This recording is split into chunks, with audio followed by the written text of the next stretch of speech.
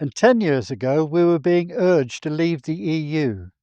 And one of the reasons being put forward was we could get our hands on the £3 billion worth of subsidies given to farmers.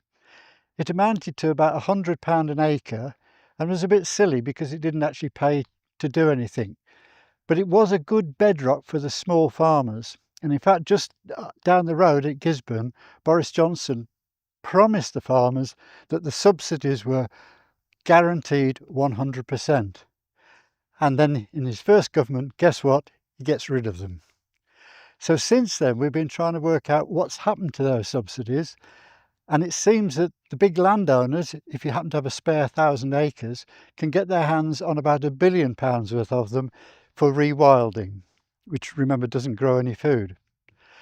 The rest, it seems very difficult to find out what's happened. Certainly small farmers seem to have got bits and pieces for growing flowers and walls and stuff.